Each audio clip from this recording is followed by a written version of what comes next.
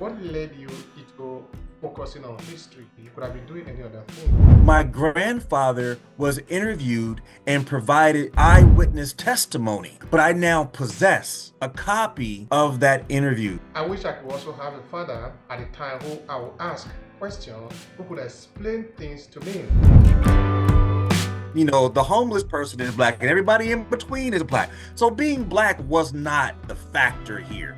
How do we explain black music? Why not just say African music? Why do you call it black music? You can call them anything, but if the respect and the human respect and dignity is still not extended to those people, and they themselves don't still possess that human respect and dignity, it doesn't matter what you call them, they still will not be respected. They still will not respect themselves. You have brown people, we have black people, but yellow, red, and brown are not used as commonly as black and white.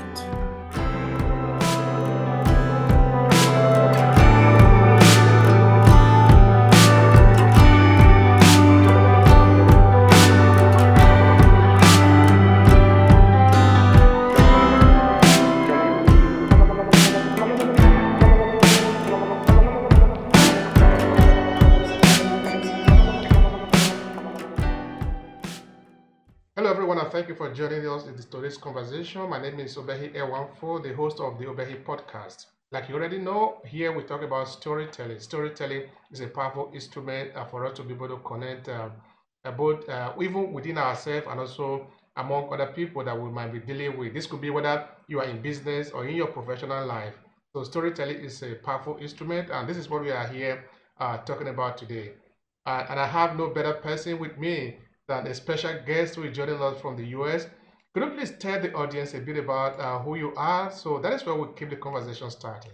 Sure, no problem, and thank you for having me. My name is Dr. Keith Claybrook. I am an associate professor at California State University, Long Beach, in the Department of Africana Studies, formerly known as Black Studies. And my work largely focuses on history and in particular, the Black Freedom Movement. The 1950s, 60s, and 70s are of interest to me, not only in the United States, but also throughout the Caribbean, as well as on the continent of Africa, different liberation movements. And a related area of interest is the way in which that connects to socialization broadly, education more specifically, especially at um, the formal education and higher education. So I've been developing this concept of not well, it's not my concept. I'm borrowing the language from Jacob Crothers and Asa Hilliard on African deep thought as an African-centered approach to critical thinking. And then, much of my work in the Black Freedom Movement is focused on the role of students, the role of youth, in the Black Freedom Movement in the United States in particular, with a particular focus in Los Angeles. So that's some of the things that, is in my area of interest in terms of my professional work. Personally, I'm, like you said, I'm from the United States. I'm born and raised in Los Angeles, the city of Compton in particular, right? And so, it means a lot to me to be able to see my work both locally and where it connects nationally and internationally. So to get it, at all those different levels. So that kind of informs the work that I do and really kind of speaks to, what I try to bring to African people and people of African ancestry around the world. All right. Thank you so much, Dr. Ken. I really appreciate the time to be able to talk to you. Of course, I've been looking forward to this conversation for a long time. So, like I was saying before, just now, we're about storytelling. So, because you are here, you will give us the privilege to be able to learn about you because we focus on you first before we focus on what you do. That is just the way this podcast is set up because we are interested in you first. So, tell me, you are a young boy growing up in New Jersey. In New Jersey, right? No, in Los In Angeles, Los Compton, Angeles. California. Okay. hmm So you are a young boy growing up in California. Tell me what you see around yourself.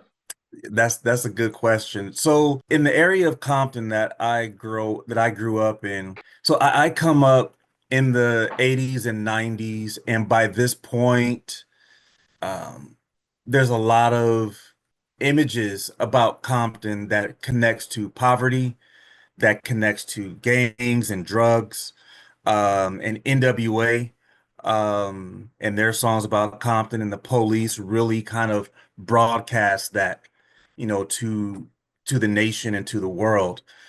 And I come up during that time period, along with other, groups like DJ Quick, MC8.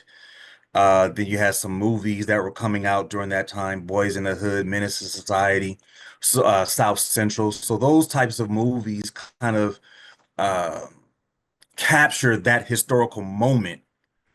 But where, but the neighborhood in which I grew up in, although we had some elements that may have been involved in that life, that was not, from my vantage point, representative of my neighborhood. That was not representative of my experiences. And so my family made sure that my sisters and I, although we lived in Compton, in these different communities, we also had experiences that took us out of that local environment into other neighboring communities. We would travel to visit family in other places. And so I think for me, able to I was able to juxtapose some of those harsh conditions of gangs and drugs and police brutality, things like that, to other parts of the city, other parts of the country. And it got, and I don't ever really remember feeling bad or ashamed. I felt it actually did more to get me to question, why are certain communities in this way and other communities in that way. Um, the house that I grew up in, I believe then and now, were better than some of the homes that were in other parts of town that were considered to be more affluent. And so I was questioning, well, my house is better than this. My neighborhood is better than this neighborhood in terms of how it looks. And so why is there such a difference? Why do we get such bad press? Why do we get such bad representation in Compton as opposed to other areas of the city? Certain representation in South LA as opposed to other parts of the city, as if other parts of the city didn't have issues with drugs, didn't have issues with, homelessness and so on and so forth. But those weren't the ones that we saw represented on television. So I think for me, being able to see the stark contradictions between the representation in these different communities in popular culture and in the news media and what have you, I think it did more to raise questions for me. But for like many of my generation, the arts and entertainment, whether it was music, television, movies, and sports, that is where we saw Black people represented positively. That's where we saw Black people being affluent, well off, if you will. Um, and so, like many others, I as well, dabbled in music. I was, in terms of, rapping, for a little bit. I really took to sports, playing basketball and running track. But all at the same time, I had a cousin of mine. I remember she may be the first person that gave me a first, not my parents, I mean, who got me a book on it was a book of poetry by Langston Hughes. Um and I still have that. I still have that. And also around this time when I'm coming up, Dr. Martin Luther King Jr.'s birthday becomes a national holiday. So I remember this very well.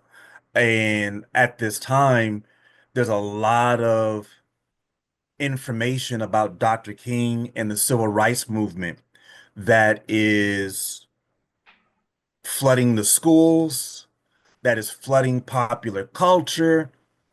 and I kind of gravitated towards that. I also remember there was this what was it?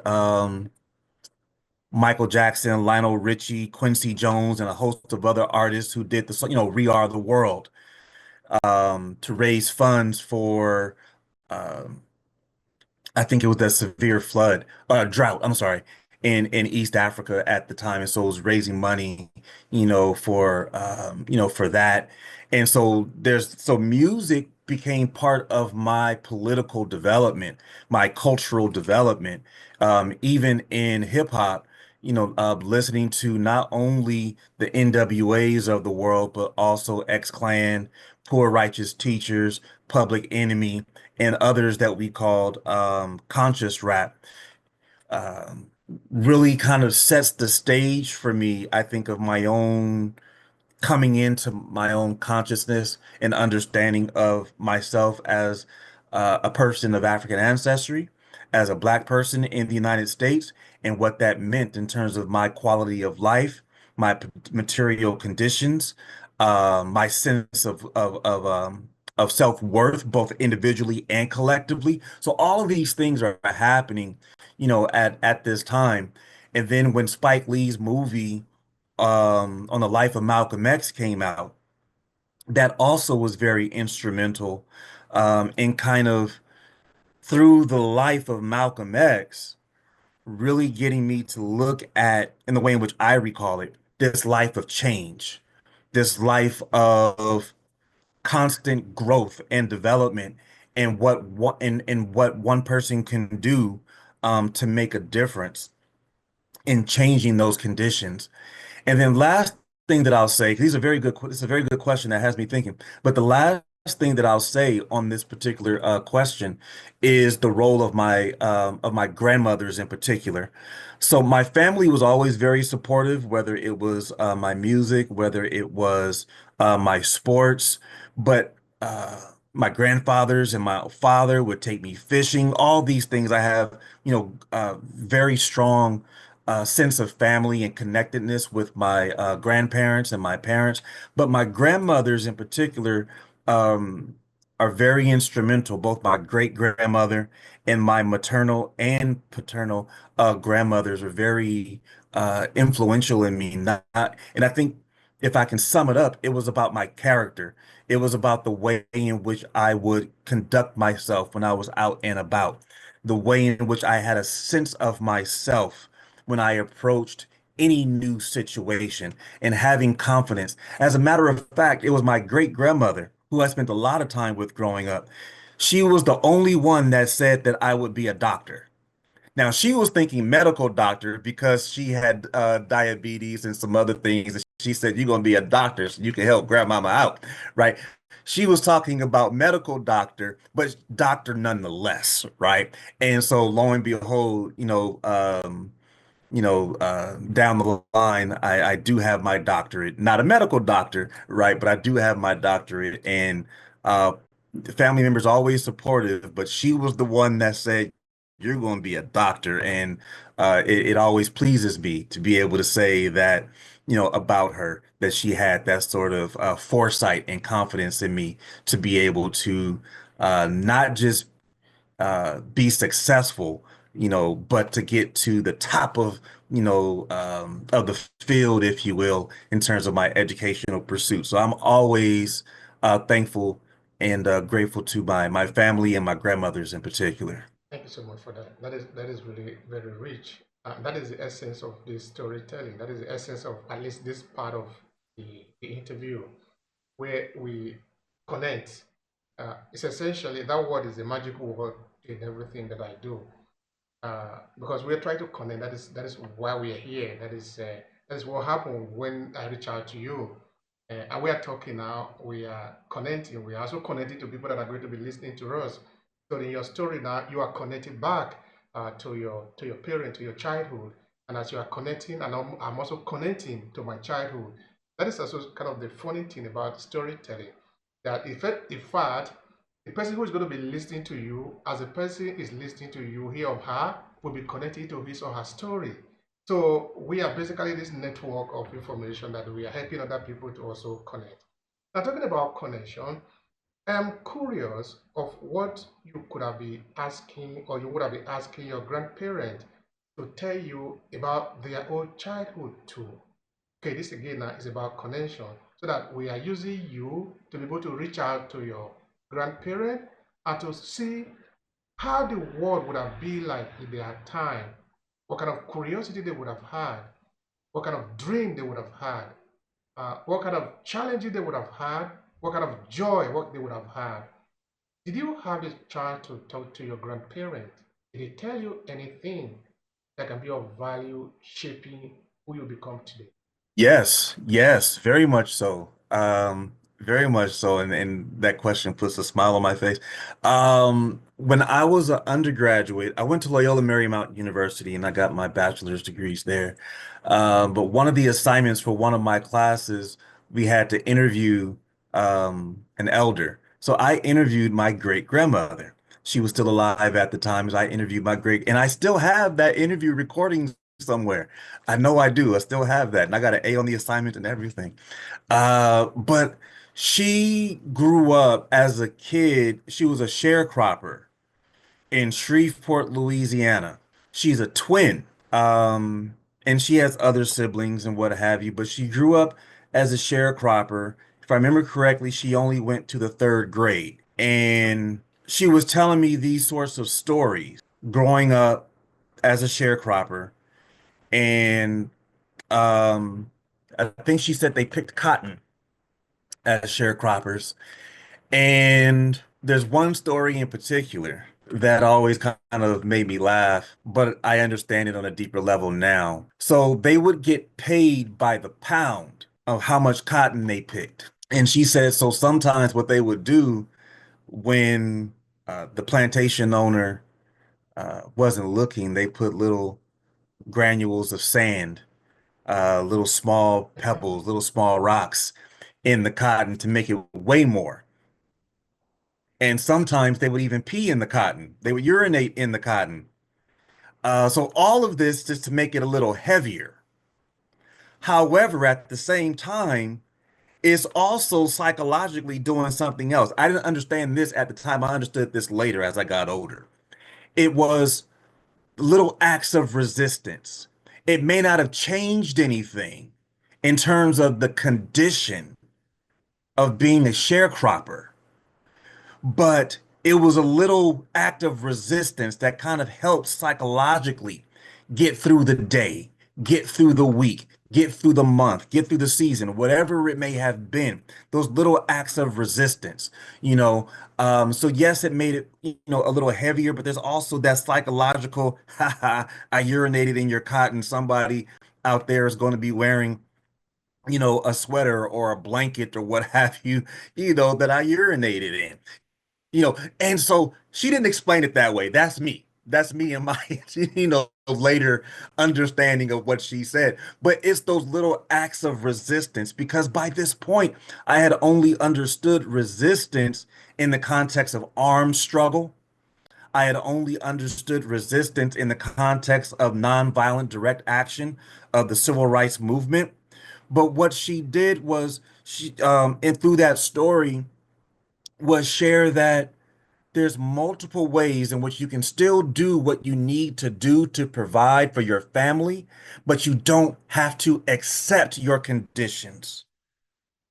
There's multiple ways in which you can resist.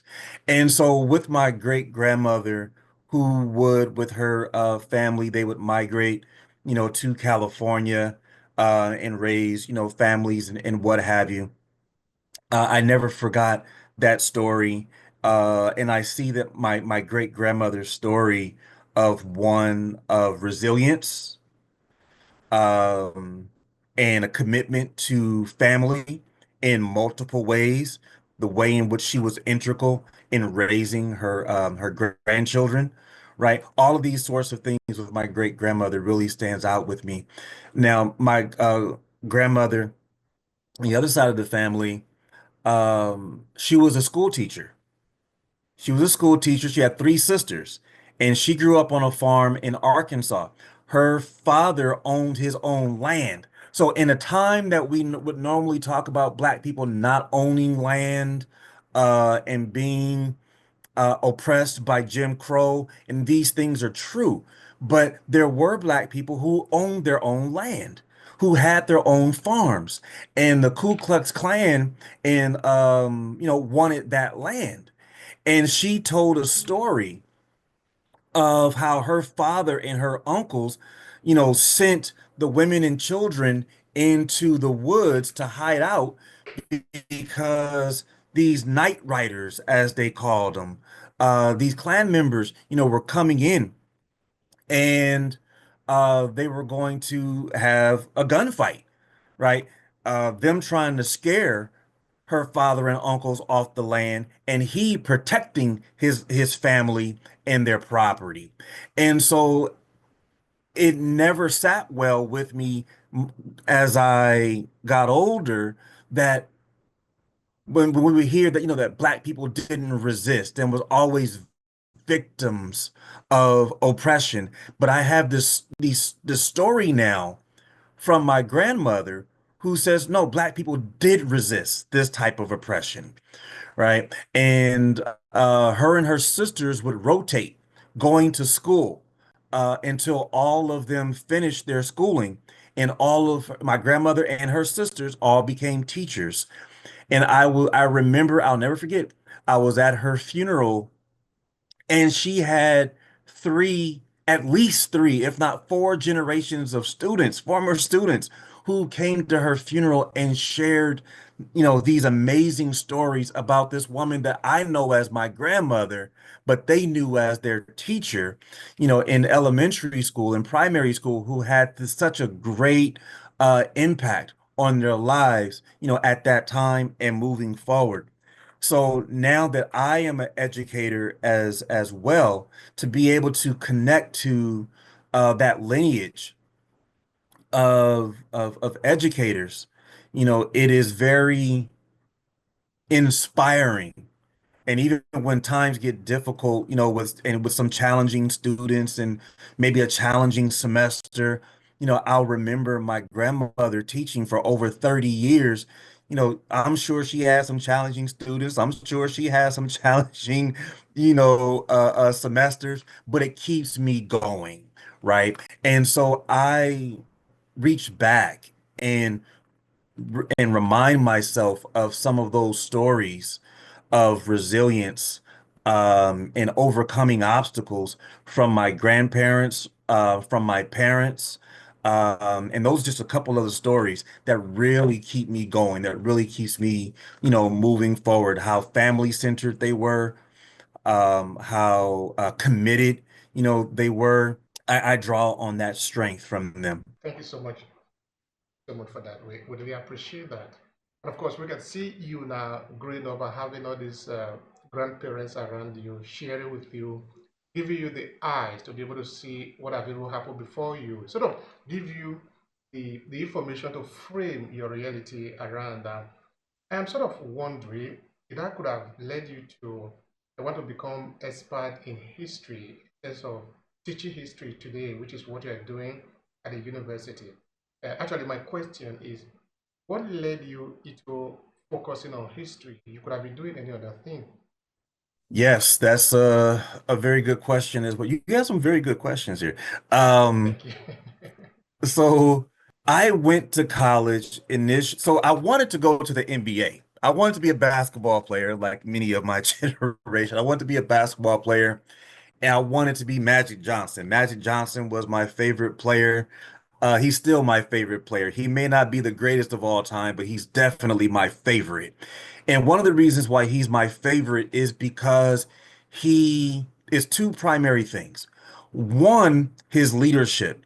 He wasn't the hard in your face, sort of leader, but he led through encouraging. He led through, getting his team to boosting their confidence and putting them in positions to be successful. Even when he himself could have done all these things by himself, his leadership was one that said, "Come on, everybody, let's go together." as opposed to I'm in front, everybody follow me. I like that brand of leadership. Um, and so, and then also he would, that Magic Johnson and that team, they were really exciting, right? And so I like those things, and I come up during that time. So I wanted to be a basketball player, and but I didn't get quite the height. He's 6'9", I'm 6 foot. I'm not that big of a guy, sort of thing. But I wanted to stay around sports. So when I got into college, I wanted to go into sports medicine. I was actually a student athletic trainer for 3 years, and I worked for the men's basketball team for 2 years. But while this is happening, I'm taking Africana Studies courses. I'm starting to learn more about that history, about the culture. There's one thing growing up as a Black person, but we don't um, learn and study oftentimes in our formal educational training, about that history and culture in a meaningful, digestible, and intentional sort of way. So I'm starting to do this now, and it's having an impact on me. Also, I'm getting involved in different activities on campus, different, Black student organizations. I actually was elected president of the Black Student Union twice, co-founded, another organization.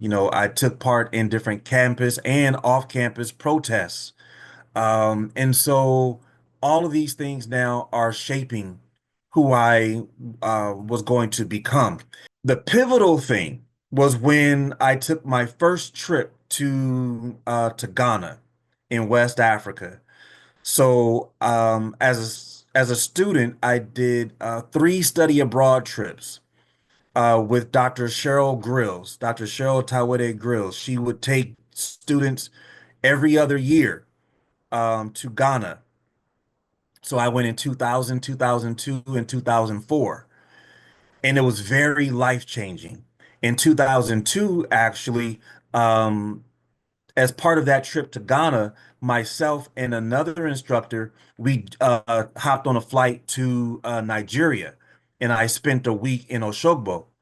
Um, and then went back to Ghana and came back to the States. But those trips now really helped me to make sense of where I was at that point in my life. I like sports medicine. I still do. I still have a like and an interest in sports medicine, but I have a love and I have a passion for learning about um, my African history, that takes me back to the continent of Africa, that takes me to the Caribbean, that takes me to Europe, that takes me to Canada, that takes me throughout Latin America, and then begin to see how that history, how that and those cultural connections, how we call cultural carryovers, are still relevant and connected to our day-to-day lives as African Americans. And so, from that moment forward, that that shift in my professional trajectory, was ever changed. And so then I began to really take a look at the local history. And the more I looked at the local history in Los Angeles, I began to see my own family. I began to see, even if the books themselves did not mention my family migrating to Los Angeles, I was learning about that historical moment that brought my family to Los Angeles. And I'm like, I remember these stories, but I didn't have the broader historical context to understand those stories. And now I'm gathering those stories.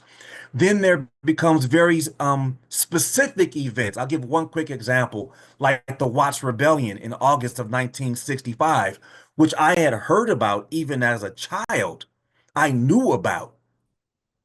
But as I began to research it and study it, and I come across primary sources, I began to find, I come across my grandfather's name, my paternal grandfather, was interviewed by the Macomb Commission, who was tasked with studying what led to the rebellion and what can we do to, make whatever changes so these sorts of things don't happen again. My grandfather was interviewed and provided eyewitness testimony, and I now own, or I shouldn't say own, but I now possess a copy of that interview, a transcript of that interview that my grandfather did in November of 1965. So now I'm seeing that this studying of this history is not part of some distant past. It is intimately connected, both past and present. I could see when I was in Ghana. When I was in Ghana, I saw people who, I kid you not, this is no exaggeration, look like my uncle. Um, I got into a taxi and the taxi driver turned around, started speaking to us, and I'm like, wow, that's exactly like my uncle. Could go into the marketplace and I'm like, wow, if my mother was here, as long as she didn't speak a words, because no one can hear, the difference in the accents, right? As long as she didn't speak a word, she could walk through here and no one would ever believe that she was from the States. We just fit right. So I'm seeing these very, very real connections. Um, and all of this kind of spoke to me in a very real way that began to continue to motivate and encourage me to continue to do the work that I do. So I hope that answers the question there. But yeah, that's kind of how I got into that shift from where I thought I was going in terms of music and sports, into where I am and what I do now. Thank you so much for that. That is really very deep. This is a very interesting conversation, and I'm sure we're going to spend some time here talking about it. Of course, this is what I do. And sometimes we do spend a lot of time here because there are a lot of context that need to be explained. And of course, we're going to be going to them one after the other. Now, let me quickly share with you why this is my approach in this podcast. I've done more than 1,000 interviews, just like I'm doing with you now, and I believe that I'm just starting. So I grew up, never really had the chance to call somebody my father because my father died. I was in primary two. So, like you could just go down and narrate your story now. I wish I could also have a father at the time who I would ask questions, who could explain things to me. But I never had that privilege. I never had that time. So, part of why I am doing this podcast is to make sure that doesn't happen to as less people as possible, and let me put it that way. Because the people that I'm interviewing, I am imagining that one day a child is in the world of the internet and he will stumble on somebody, and this person he will come to understand that this is actually my grandfather. By then, I'm no longer alive. The person is no longer alive, but they will have a copy of this interview, and this interview can serve him or her in a way of trying to connect. Because a way, again, it's always about connection. Um, so I believe it is very important the work that we are doing of trying to connect people to their roots. You say a lot of things about your trip to Ghana, in the sense that this is actually a very pure connection, a very genuine connection that you could really look around the people around you, you could say, yeah, these are really my people. You don't need any grammar to do that. You don't even need anything. You just need to just be there. So a couple of days ago, I was interviewing a lady who is supposed to be coming from Nigeria, but of course is in the US. Then we were saying something that might maybe look strange to some people. Well, anyway, it shouldn't look strange. In that when we are in Africa, or when we were growing up in Africa, the idea that we are described as black people, of course, I'm coming to that question just now, never occurred to us. I never see myself as a black person. I just see myself as a human being. Of course, I know that there are different between, I'm coming from Nigeria, by the way, there are different between a Ghanaian and Nigeria. There is different between a Yoruba person and a Hausa person, an Igbo person, an Ibibio person. I am from an ethnic group that you would call Esa, about 1.5 million people in Edo State, which is south of Nigeria. We have differences among us, but for the fact that we have these differences among us, of course, we have many ways to identify our differences and all of that, but we never see ourselves as black or white. But of course, now we entered into uh, uh, Europe and America, then of course we start having different categorization of how you will be called, be described as a black person and all of that. Anyway, that leads me to another question. In the beginning of your response, you said that you are teaching people within Africana study, and you said it was formerly Black studies. I'm curious about that. I'm curious about the terminology, and this is partly because in 2016, thereabout, I did a documentary that I call "Creating the Blackness of Africa."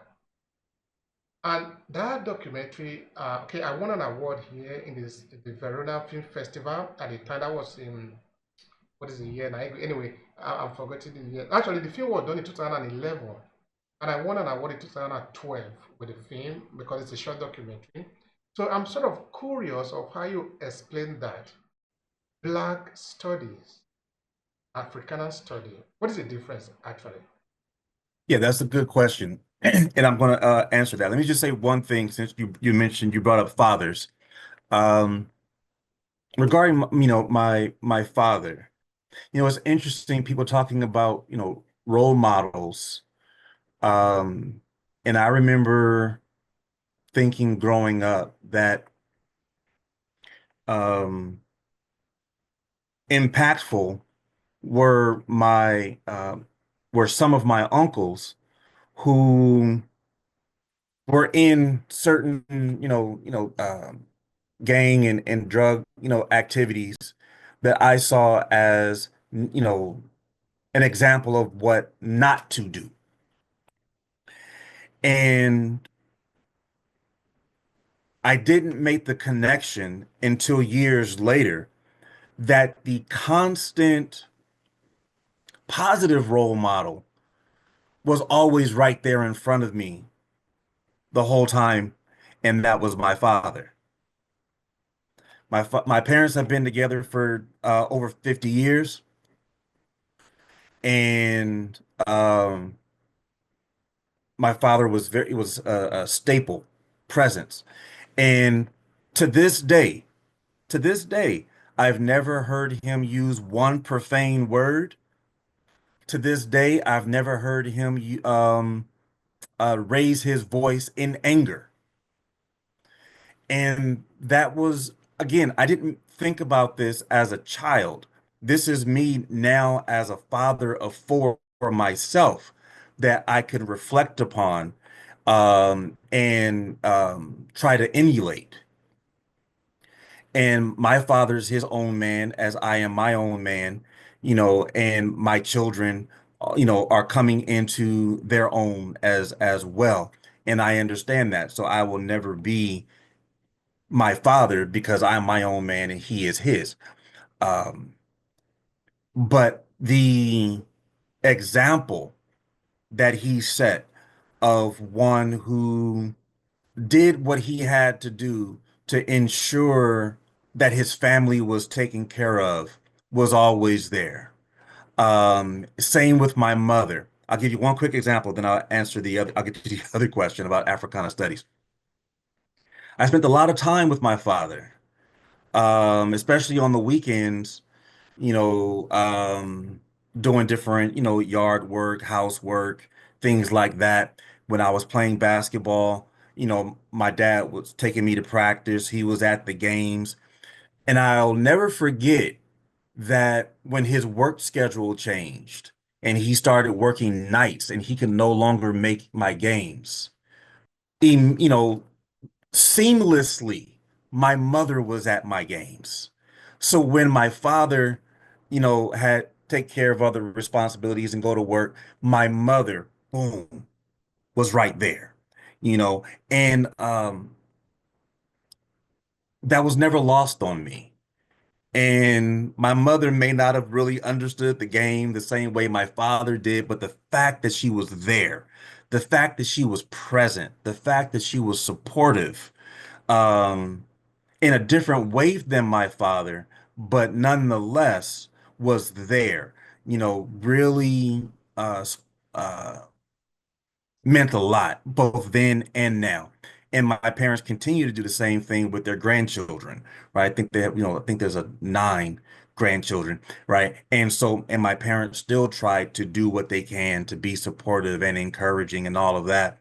So I just want to, since you brought up, father, I wanted to make sure that I mentioned my parents, a little bit there. Now, as far as, so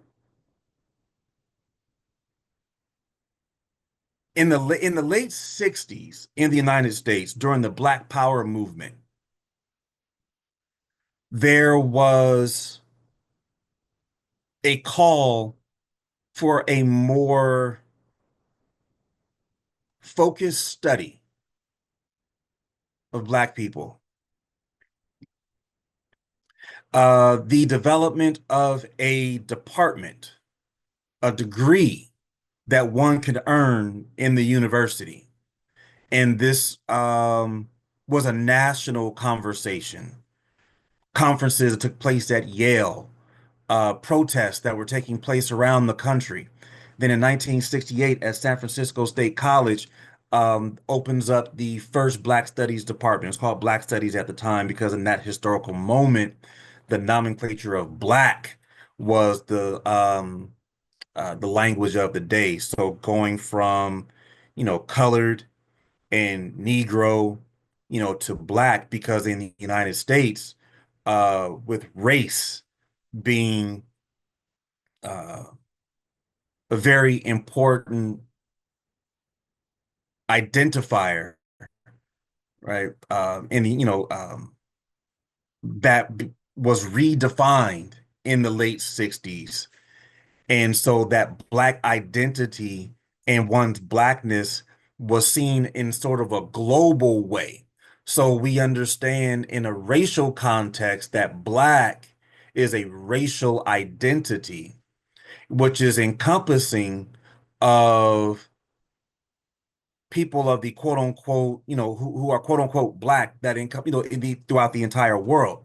So Black studies, then, although its origins and although its focus may be the United States, even from its founding, there was always these connections to the continent of Africa, to the Caribbean, and Latin America, to Europe. And so as time progresses, and the politics begin to shift, uh, not only of Black people themselves, people of African ancestry themselves, but also we exist in the university setting, and so the university also has its own politics. We also know that the philanthropists, whether it's the Ford Foundation, the Carnegie Foundation, and others have their own politics and what they will and will not fund. And so a lot of these different things begin to impact and inform the diversity in the names. So in my discipline, you have different departments all over the country that could be known as Black Studies, um, African American Studies, African Diasporic Studies, Africana Studies, Pan-African Studies, but all of us are part of the same discipline, even though there's different ideological and philosophical understandings of each of those names. Now, Africana Studies, it's African with the A at the end, right? Africana Studies is an intentional shift from a racial designation to a cultural designation. And so with the A at the end, the idea behind it is to drawing upon some of the works by people like Dr. W.E.B. Du Bois is to globalize it, right? African, because there is an African studies, but that really comes out of a more colonial history, whereas Africana studies and Black studies comes out of a resistance history, a liberatory background. And so the Africana, the A at the end is a ideological and philosophical attempt to connect globally the what some of us have referred to as the African world. And so in my department at Cal State Long Beach was founded as Black Studies and still had that global sort of dimension because that Black racial identity is seen globally, but the Africana seeking to connect culturally and philosophically, again, that African world, the African world community, as some of us have called it. So um, that is a lengthy discussion that many of us um, in our discipline and in the academy are still having those conversations, but it is important to at least have a preliminary, working understanding of the diversity of the names, and then also in the context of the United States to understand the centrality of the racial dimension, the racial dynamics that informs the history in the country, that informs the scholarship that we do, because as you pointed out, and what I was able to understand when I was in Ghana and Nigeria, I'll give a quick example. I was just talking to my wife about this because I went 3 times. She went 2 times. My second and third time was her first and second time. And one of those times I remember we were in a taxi going back home, and it was at night, and we got pulled over. The taxi got pulled over, and there's 3 of us in the back seat, and we just spoke very basic tweet. So they're having a conversation, and we didn't know what they're talking about. And the taxi driver turned around and says, just give them, 20 US, $20 US, and we can go. And so we were like, okay, fine, And so here's $20, US. And we went on. And that moment did not pass us by because we said, upon reflection, it was the first time in my life I've been pulled over, and it's not, and it didn't pop into my mind that the only reason why I'm being pulled over is because I'm Black. Because the taxi driver was Black, the officer was Black, everybody was Black, the president is Black, the homeless person is Black, and everybody in between is Black. So being Black was not the factor here, right? And that they could now, hey, they could have been a it could have been a scam that was set up between the taxi driver and the officer. We don't know, right? But the point is, for us coming from a society where race was is so central in our daily lives, the fact that that didn't even cross our mind was very liberating for us. It could have been some other reason, but at least race was not the one, and so that was important, an important moment for us. And I remember listening to an interview by uh, um, Chimamanda Adichie, right? And she was saying something similar, to you that, you know, coming from Nigeria, she didn't think about being Black or Blackness in that way. But coming to the United States, and the longer she stayed in the States, she understood that she had to shift the thinking, in terms of the significance of race and Blackness in the United States. And so I think that for some of us who were born and raised in the States, given that being Black and Blackness was so central, that when we began to globalize our understanding, especially looking at the Caribbean as well as in Africa, we began to say, okay, there's more than just, so race is still part of the conversation, but we have to broaden and expand it into include matters of ethnicity, to include matters of culture, to include matters of geographic location, political economy, right? And so I think that the shift to Africana as opposed to Black was an effort to address exactly that. All right. Thank you for that. I'm kind of sort of curious if maybe your students do pose such question to you too. Some of the curiosity that I have about this terminology, for example, you can remember, for example, in the thesis of the documentary, I was saying, how do we explain black music in the sense of when you say black music, you want to say African music. But why not just say African music? Why do you call it black music?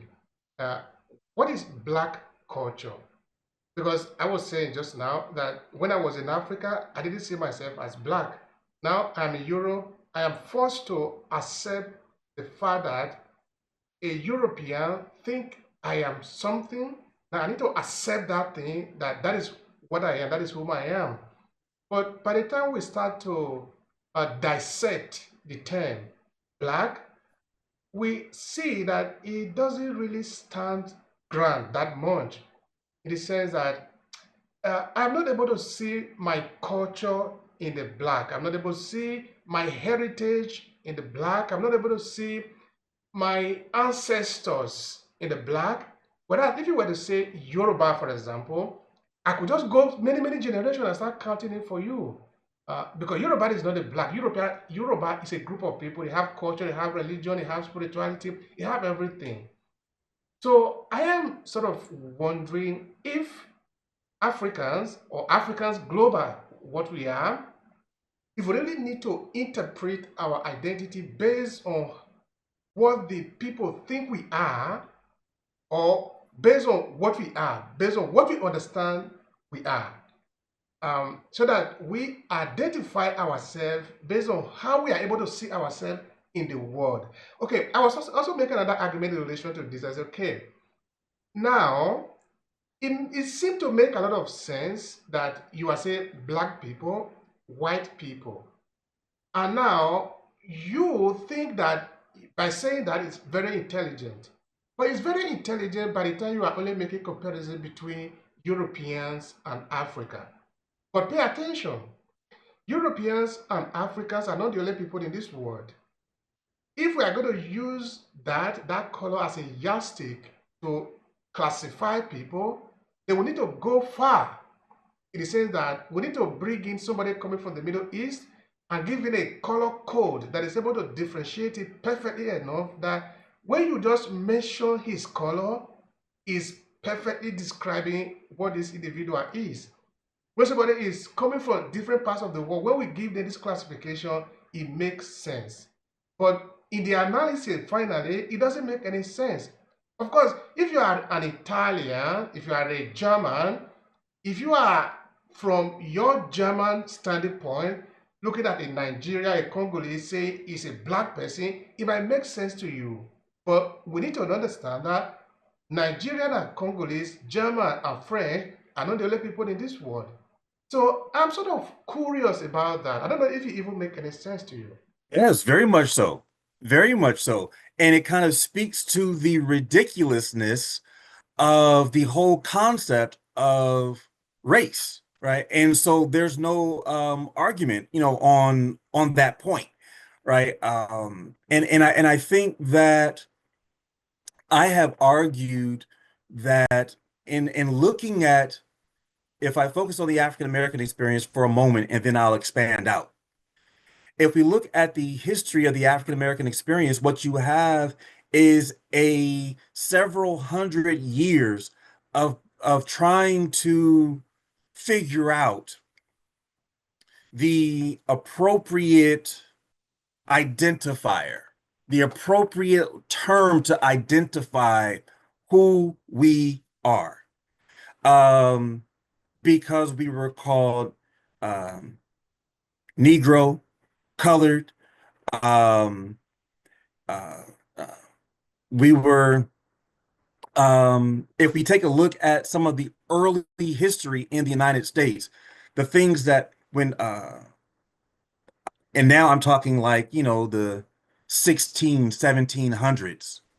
The first church that was founded by people of African ancestry in this country was called the African Missionary Episcopal Baptist Church. When we started the first Masonry Lodge, it was called the African Lodge. I can keep on going into different examples where a lot of the early language was African. And when the American Missionary Society and others started talking about sending what they called free blacks back to Africa, because those who were enslaved had a place in American society. Those who were not did not have a place. They were not citizens, but they also were not enslaved. So where is your place in society? What they were doing was they were part of this abolitionist movement. They were becoming a thorn in the side of the status quo. So you had groups that began to form that said, well, let's send these Africans back. But these folks said, well, hold on a second. No, we're not African. We're colored or we're Negro, right? And so what they're doing is making a political decision to identify separate from Africa to be able to stay in the States and continue the fight. Now, there were some who chose to go and settle in Liberia, and we know this. But there were those who chose to stay, and they made a conscious political decision to change the name. Then, to your point about the color, people of African ancestry in this country, as people like Dr. Runoko Rashidi would say, we range from snow to crow. Some of us who are very, very light, who could pass for white, and some of us who are very, very dark skinned, and a whole range in between. But black, how does that, connect to that whole color palette when you have such diversity within one group calling them black? Well, in this sense, then the way in which it's been articulated is that one's blackness then is not about color, because one's whiteness is because the whole racial construct is a political hierarchy. It's an economic hierarchy. And so one's identifying as white, consciously or unconsciously, is being located in a very political way in this hierarchy. So one's being black is also being located in this at the bottom or towards the bottom, if not at the bottom of this political hierarchy. And so that black identity then is being seen in a political sense. And so you have people like Malcolm X, who would say, if you call yourself white, why shouldn't we call ourselves black? Right? And he saw that in a very political, sort of way, not as a not as a accurate descriptor, not as a accurate identifier, but as a political identifier between what he saw as two opposing groups.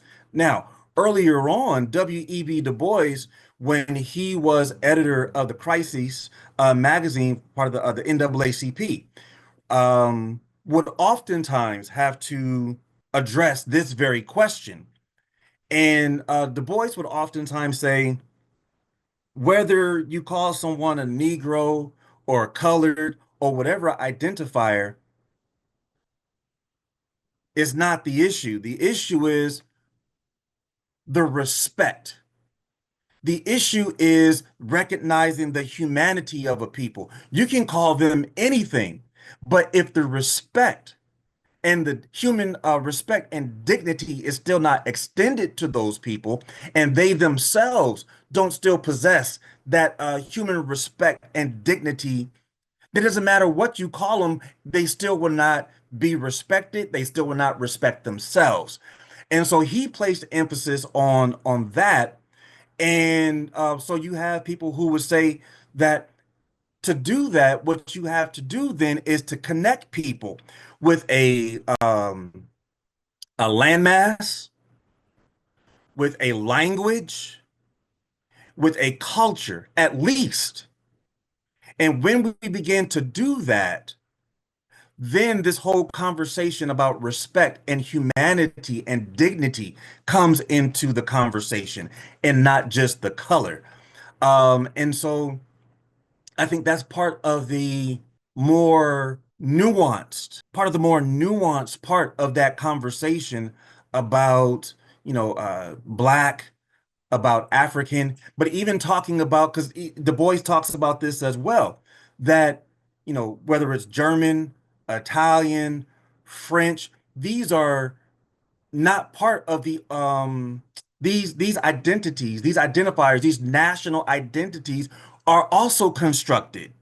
And there's diversity even within the folks that we call German, or the folks that we call Italian, or the folks that we call French. These are national identities in the way in which we talk about Nigeria, or the way in which we talk about Ghana, or the way in which we talk about Zimbabwe or Malawi, what have you. There's diversity that exists within, and so there's a struggle in a national context of how do you get this diversity of ethnic identities of these different ethnic groups to develop a national identity.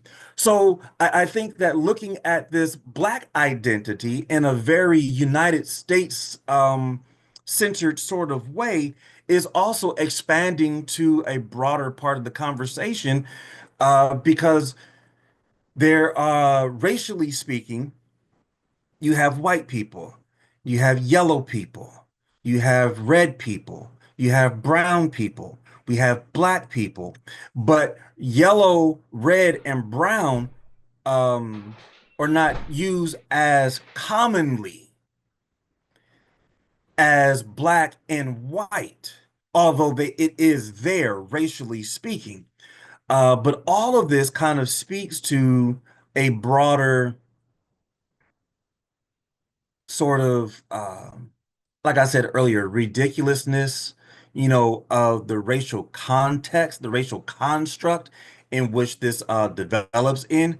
And I think that uh, we are still, after, 300-400+ years, are still wrestling with the realities of the racial construct, because of how globally impactful that construct has been, not just to Black people and to white people, but to all of humanity.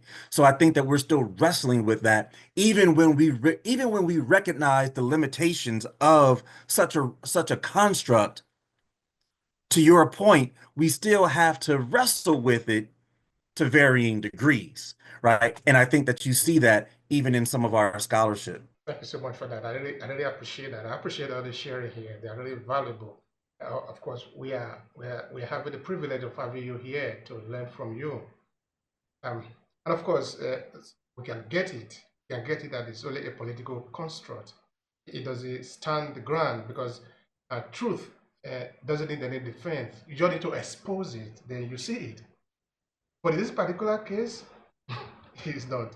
Because, of course, it will go on again with the geography, how the Euro-Western created the African geography. We make it very miniature of what it will look very small.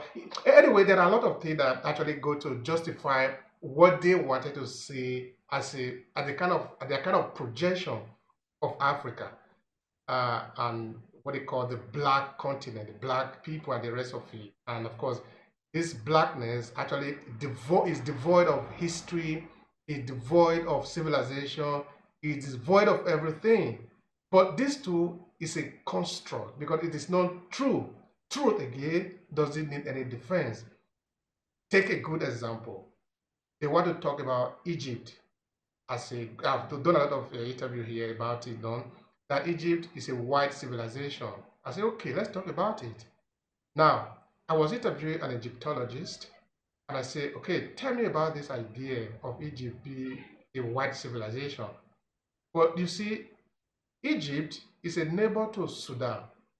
There is nothing the Egyptians did that the Sudanese people did or the Nubia didn't do. If the Egyptians were white, the Nubia are also white. If you are saying the Egyptian civilization is white because they are able to build the pyramid, remember that there are more pyramids in the land of Nubia than in the land of Egypt.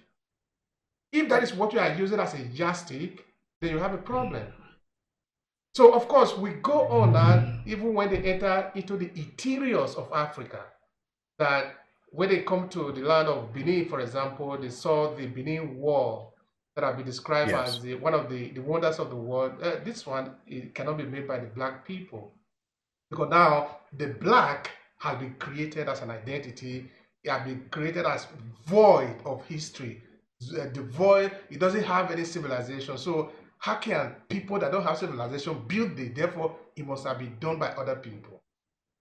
I am saying this to mean that if we start looking into the history, which is things that we can justify by evidence, because if you go to Zimbabwe, you stand before the great ruins of Zimbabwe, you don't need to defend anything. You just open your eyes and see. It's there for you to see. Yes. You don't need to reconstruct it. You don't need to start philosophizing it. It's there for you to see. All right, now, I want us to spend some time on which is actually the area that you are focusing on history, because history reveals a lot of things for us so that we can spend some time there. Let me just say one thing before we transition to your next point, because this is very, very good about um, the truth is there. And one of the things that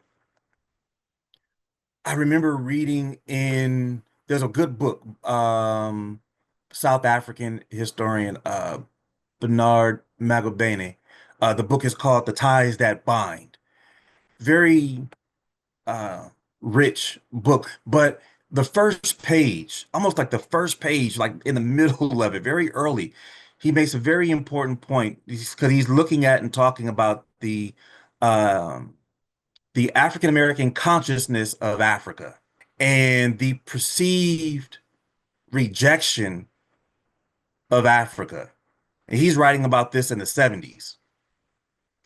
And one of the things that he says is that the African American does not reject Africa. What the African American rejects are um, the stereotypes and the racist assumptions about Africa.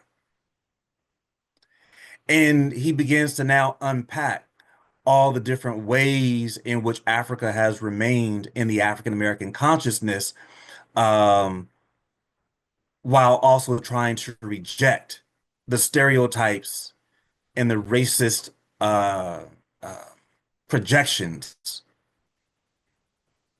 of Africa and African people.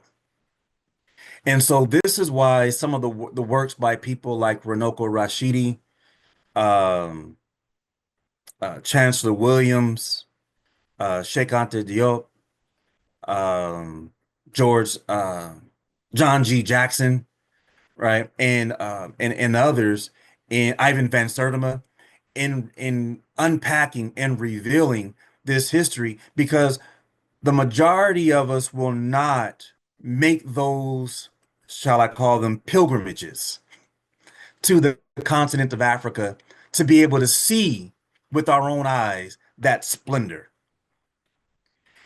And if and when we do um, get exposed to them, whether in school or via the internet or social media, um,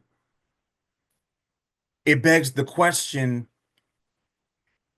what information will we receive via the internet, via the textbook, via social media about those particular places on the continent of Africa and about African people and beyond, which is why programs like this that you're doing is so important, and others, who are doing similar sort of work, right, is important because many of us won't make those journeys, right, and see, great Zimbabwe and so on and so forth, right? So I applaud, your effort and others who are doing similar work to reveal exactly this, because even though it may be common knowledge to you and I, the masses of people may not be exposed to some of the things that you and I have been exposed to, which is why I appreciate this platform so that we can, broaden the base as widely as possible. Thank you so much for that. I really appreciate that. Thank you very much. So tell us a bit about which area you are concentrating more on African study, on Africana study, and in history, so that we can spend some time there. I want to repeat again. At the point this conversation, I will send you the link. Then when you are done for the day, you will let me know. Then of course we can come back again on another day, because like I said, we are here for this, really ready for it. So we can do multiple episodes on them because we want to be able to explain the thing. They need time. It's not something that we need to explain in 3 minutes or 5 minutes. Please. Yes, yes, thank you for that. And I'd love to come back and continue the conversation. So two primary things, there's multiple things I'm working on, but two primary things that I'm working on. One has me, I always try to do something that is um, US based, and I always try to do something that is more global, right? If not African based, at least, global based. And so two projects that are more US based. One is looking at the Black Freedom Movement in Los Angeles between, let's say, 1955 and 1975 to kind of bookend it there. Um, I have a colleague of mine who his name is Keith Rice. He is the head archivist of the Charles and Ethel Bradley Center at Cal State Northridge. And he and I do a lot of research on what we call Black Los Angeles, uh, really during the Black Freedom Movement. And so we are in the early stages of writing a book about that. And interestingly, there's very few works on the Black Freedom Movement in Los Angeles. The majority of the work is in the American South, right? Alabama, Mississippi. We're talking about Dr. King and this civil rights movement, the Black Power movement. Oftentimes we talk about the Black Panthers, we talk about Oakland, maybe New York, Chicago, right? But the Black Freedom Movement was a national movement that had reach into the Caribbean, into Europe, and into Africa. Um, and so in that national movement, Los Angeles becomes a very important spot, and it's understudied, right? And so that's part of what we're doing there is to get into that. The other Black Power specifically work that I'm working on is the that I'm working on individually. It's a single authored piece is on the intellectual work of the Black Power movement, right? So what I attempt to do here, much of the work on the Black Power movement is about, what I call like the spectacle of it, right?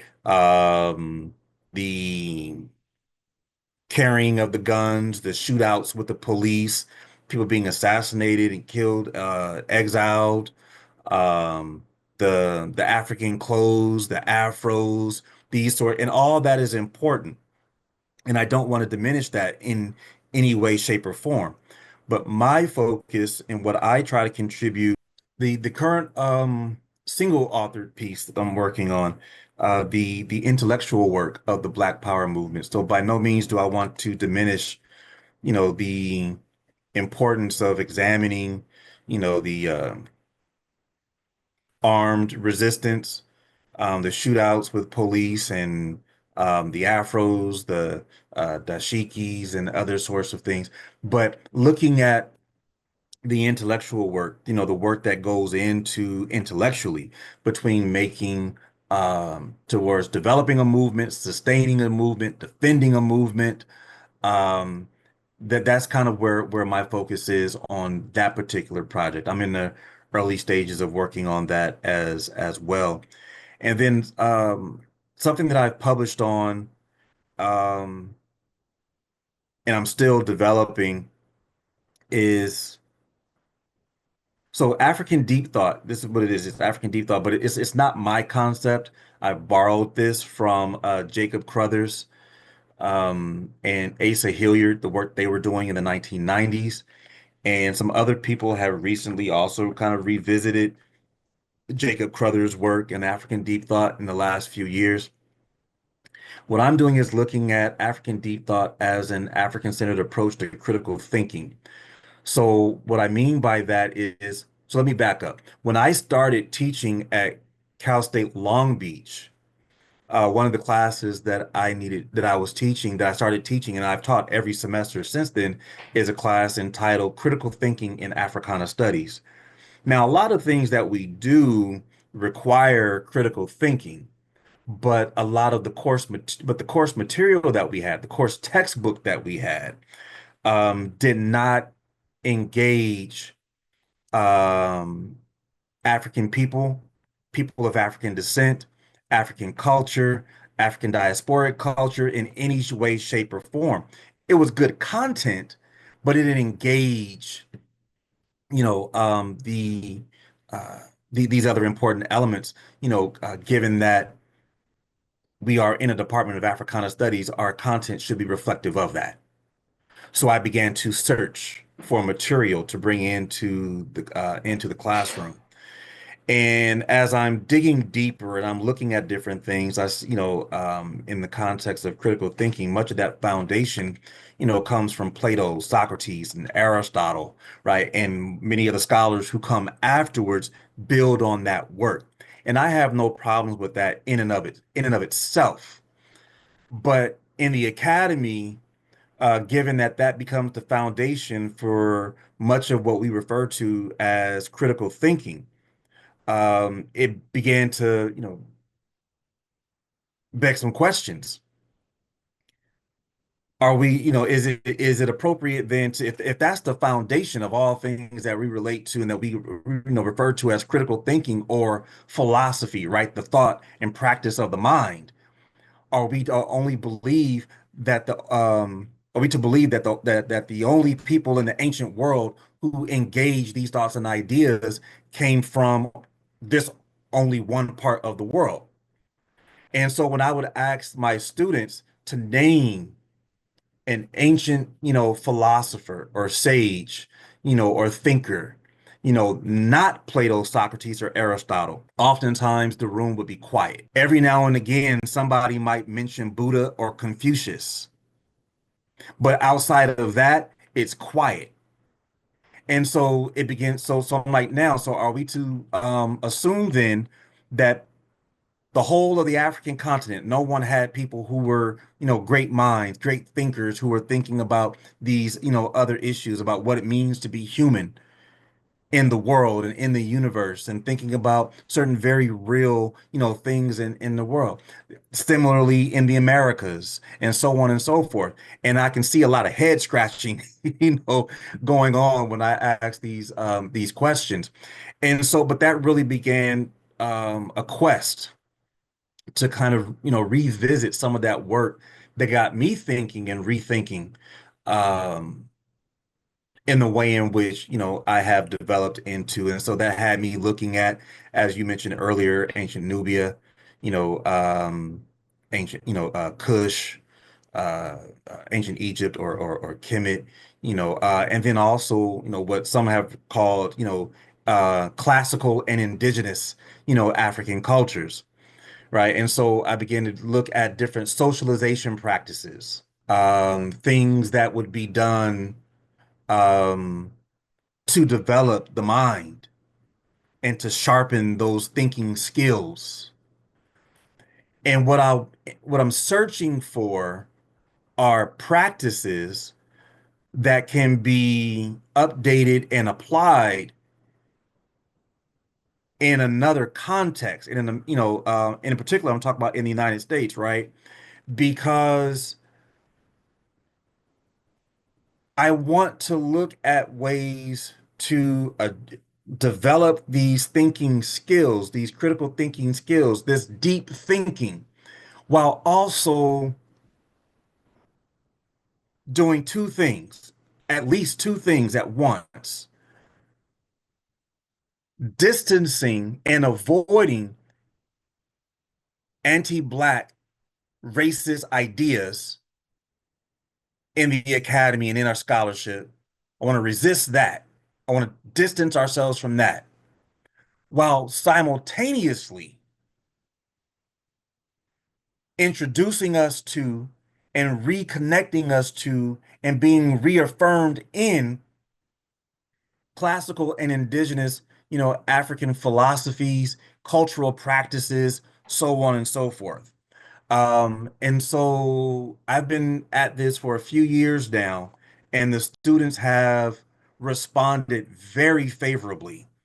And so I could go, a lot more into it, but I got a but question to ask I you then. draw upon just real quick, and I'll get to your question. Just African proverbs, riddles, and narratives or stories become pedagogical practices that are used to actually stimulate the critical thinking skills, in the students. So that's where I wanted to pause. So please go ahead. Thank you so much for that. That is really interesting. There is this thought that I have. Actually, it's central to what we do. We have an organization called We Diaspora. It's an international organization that is entirely centered about connecting people of African descent to their root, which is Africa. But somebody might be saying, I would not overly self-preserving, but no, we're not overly self-preserving. But if you go to the United States, if you go to what is done in Hollywood, you see that they are always replicating what has happened in Europe, which is they are connected to ancient philosophy in Europe, their way of behaving and everything. Because otherwise, if people need to live within where they are, the United States will be acting according to the tenet of the land that they currently occupy, which is supposed to be the philosophy of Native America. They don't want to do that. They connect everything they are doing to the ancient land that they are coming from, which is Europe. They're also very careful to be sure that everything ends there. So that I think the way of thinking of the European is that they think that somehow we need to see reality from their perspective. I don't even have a problem with the fact that Europeans want to see reality from their perspective. But you cannot compare me as an African to come and see reality from your perspective, because this way we are cheating humanity. If we want to talk about philosophy, of course, there are European philosophy, there are Euro-Western philosophy, but that is just one small part of the human philosophy, a small part Yes. of it. We need to enter into a global world, because if we are talking of the world, well, we need to be the world. Mathematics, astronomy, physics, history, the human thinking. You see, if the human being were not advanced, they couldn't build the pyramid. Again, I understand there are some people who think that the pyramid were things that were constructed by white people, but I'm still asking, where are these white people coming from that came to build the pyramid? Where is the evidence of what they have built in their land, that we can show that after they have done it in their land and they came to Africa, they do it in Africa. So that we can make a comparison. But it doesn't exist. Okay, now you see, I come from a land called Uromi. Uromi is a town in Edo State. I'm going to tell you a story of the 1300. Not so long ago. 1300, how many years ago from that? About 800 years ago. Slavery had not yet started. There was a king in Uromi. Even though I'm coming from Uromi, Uromi is not a very huge, it's not a huge city, it's a small town. I never knew anything about the king I'm about to mention. He's the second king of Uromi. His name is Agba. He was later deified because of the role that he played in history. Okay, everybody knows the empire of the Benin Empire. He gathered the people of Esan to have a war with the Benin army. And this war was fought in Esan land. In that war, to tell you that it was a significant history, yet we don't know the history because there is intention not to, so that we don't know, therefore we are ignorant of even our history. I came to know of it after I have left because I was doing my research. He was so important in the war that he himself died in the war.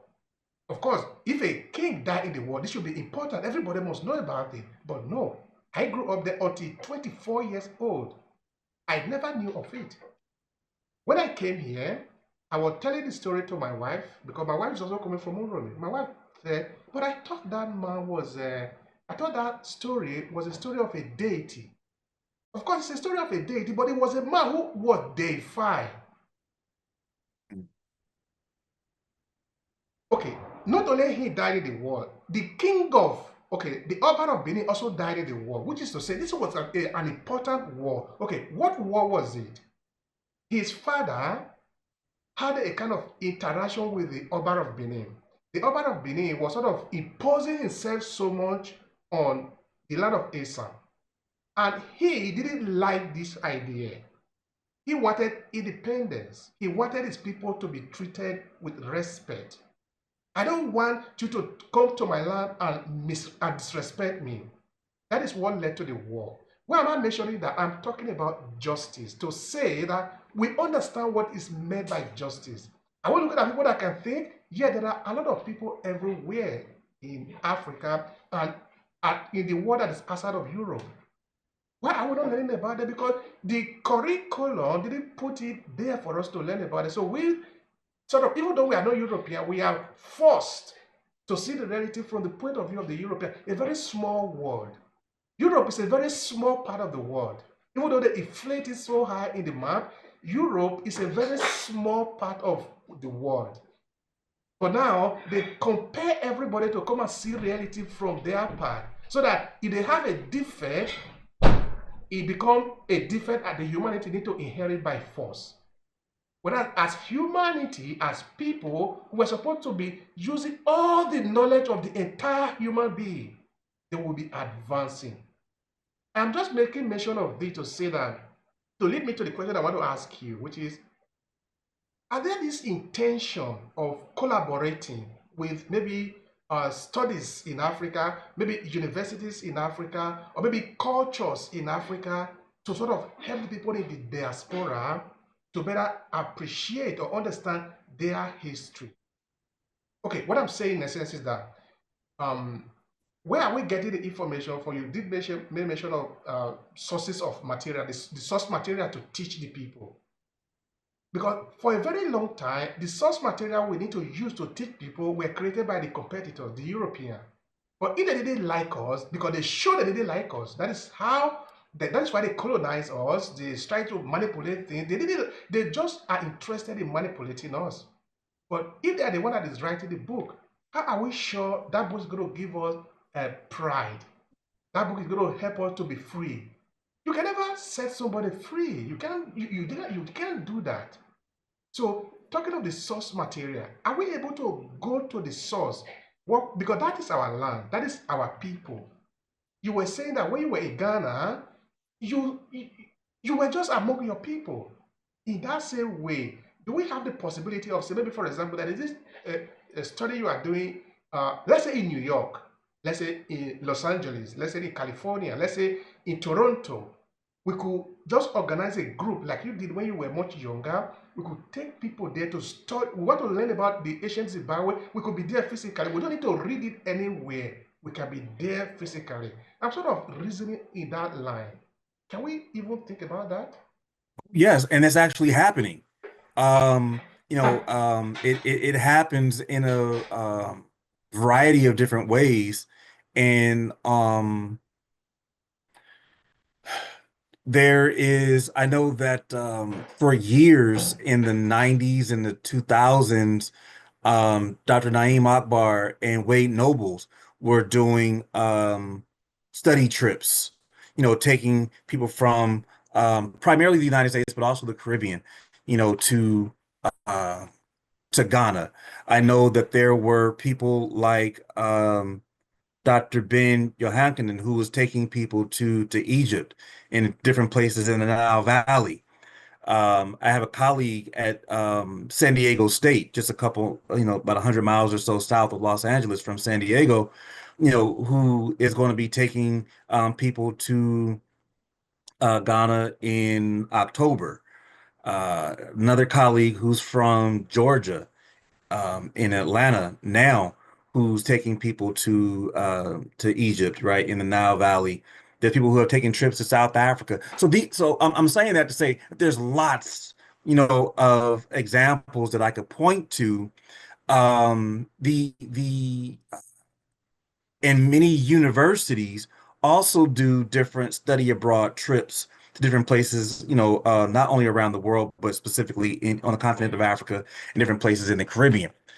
The thing with those, though, are who's leading them and what's the intention, behind them. And are they, when the one that I did with Dr. Cheryl Tawede Grills, she actually did not, she told us, I am not developing this as a, you're not going as a tourist. You're going as a return home. It's sort of a family reunion. It's sort of a study trip, if you will. And so we have examples of those. But I think one of the things that is of interest to me is how do we expand the reach? Because it's expensive to do, and you have to have those connections and those resources to be able to make those things happen. And so that's where, like earlier, when you mentioned, Hollywood, right? It's much easier to watch a movie or watch a documentary, than it is to uh, uh, take a trip, right, across the ocean and stay for several weeks or months, at a time. And so I think that we need both, right, to be able to do those. And I think those are happening, but how do we do that in such a way to where the masses of us, not only in the United States, but also around the world, can be aware of these opportunities and can take advantage of these opportunities? So yes, I think those organizations, those opportunities are there. But how do we connect them to where they even know that they're not operating in isolation? There are others who are doing the same or similar work in different parts of the world. We're not starting anew. This has been going on for a couple decades now, but we don't always know our, other like-minded people who are doing the same or similar work. So I would be interested in figuring out how to organize opportunities to make those connections and those interconnections amongst like-minded peoples, and try to figure out how we can collaborate to broaden the reach, to broaden the impact of our work, right? But in terms of source material, so I'm just at that point, it's just talking about the trips and the information, right? But in terms of the source material, um, I'm very intentional, and very mindful of exactly that, right? Because I don't want to reproduce a colonial, even if neo-colonial approaches to seeing and understanding African history and culture, right? And so I've grown increasingly interested in the cultural practices that get handed down, right? Like the proverbs, like the riddles, like the narratives, like the songs and the dances, um, you know, um, as well as the scholarship. But when I'm looking at the scholarship, meaning the books and the articles, I'm looking at people that I value and trust, who are doing good scholarship, and I see, who are you quoting, who are you citing, who are you referencing, and those I take as kind of like, okay, I'm gonna continue to look at these, as well.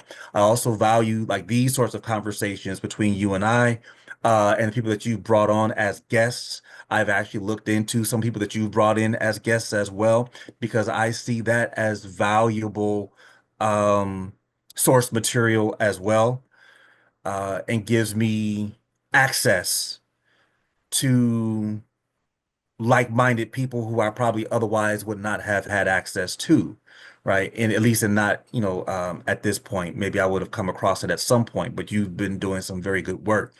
And so I'm very conscious of that. Just, and I'm not as quick to, and hopefully other people as well, not as quick to just look something up on the internet, on social media, and say, hey, that was interesting. This must be true. No, it has to be vetted. It has to do some background work. We have to do some investigation. And so that's also part of the critical thinking process or of deep thinking is looking at the evidence, looking at the source and what credentials, what are the qualifications of the people or peoples, right, who are bringing this source material to bear, because it's from there that we have to feel comfortable that we are building on solid foundation, and that's much of the work that I'm doing is trying to figure out what is that solid foundation that we can move forward and build upon, right, and then connect to others who are doing the same or similar work so we can continue to build this strong foundation. We're not doing new work here. We're continuing work of people who have come before us. So we don't have to start anew. We just have to, take it. We just have to find the material that's already there, wait for us, and build on top of that. Thank you so much. I appreciate you. I appreciate what you're doing. If you agree with me, the next episode, we're going to be looking into this critical thinking. I think it is very important looking into how we analyze things, how we learn, how we also unlearn, because this is going to be very important for us within the African diaspora and also within the entire African world. So that is a conversation I will propose if that is okay for you. So while we're still Oh, here, yes. I'd like you to tell the people how they can reach out to you. What is going to be your final take here as we conclude this conversation for the sake of time? Yeah. So people can always connect with me on on LinkedIn. If one has a LinkedIn, you just type in my name, Keith, Keith, Claybrook, Claybrook, to connect with me. And I can also be reached at on Instagram at Keith.Claybrook.7. So Keith.Claybrook .7. Those are probably the two best ways to get in contact with me. And you had a last thing that you said that you wanted me to respond to. What was that? No, no, I was saying, what is your final thought here? What is your concluding statement to end to this conversation? Oh yes, a final thought. Thank you. Um, to keep up the good work. Right, for all of us, right, to keep up the good work, and make our ancestors proud, and and continue to pave a road that our children's children will be able to benefit from the work that we're doing today. If we can do that, then I am very hopeful and optimistic for a better world.